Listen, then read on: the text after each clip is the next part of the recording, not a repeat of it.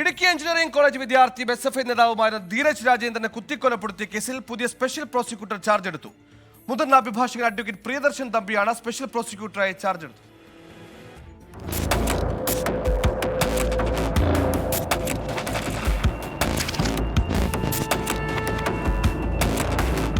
Idukki engineering college വിദ്യാർത്ഥിയും എസ്.എഫ്.ഐ നേതാവുമായിരുന്ന ധീരജ് രാജേന്ദ്രനെ കുത്തിക്കൊലപ്പെടുത്തിയ കേസിൽ ആദ്യം സ്പെഷ്യൽ പ്രോസിക്യൂട്ടറായി അഡ്വക്കേറ്റ് സുരേഷ് ബാബു തോമസിനെയാണ് നിയമിച്ചിരുന്നത്.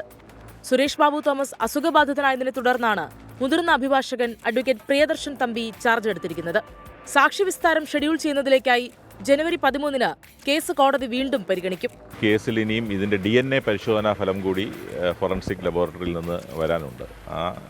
അതിനുവേണ്ടി കോടതി അത് എത്രയും വേഗം എത്തിക്കണമെന്ന് ആവശ്യപ്പെട്ടിട്ടുണ്ട്. അത് വന്നാൽ ഉടൻ തന്നെ ഈ കേസിൻ്റെ വിചാരണ നടപടികൾ എത്രയും വേഗം തുടങ്ങും.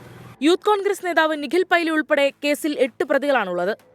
ഇന്ത്യൻ ശിക്ഷാ നിയമത്തിലെ വിവിധ വകുപ്പുകൾ പ്രകാരം സംഘം ചേരൽ, കൊലപാതകം, വധശ്രമം, മർദ്ദനം, തെളിവ് നശിപ്പിക്കൽ, ആയുധം ഒളിപ്പിക്കൽ തുടങ്ങിയ കുറ്റങ്ങളാണ് പ്രതികൾക്കെതിരെ ചുമത്തിയിട്ടുള്ളത്. പട്ടികജാതി അതിക്രമം തടയൽ നിയമപ്രകാരവും കേസുണ്ട്. ധീരജിനൊപ്പം ആക്രമിക്കപ്പെട്ട അഭിജിത്തും അമലും ഉൾപ്പെടെ 159 സാക്ഷികളെ വിസ്തരിക്കുന്നതിനോടൊപ്പം 5000-ഓളം പേജുകളുള്ള രേഖകളും കോടതി വിചാരണാവേളയിൽ പരിശോധിക്കും. 24 ഇടുക്കി.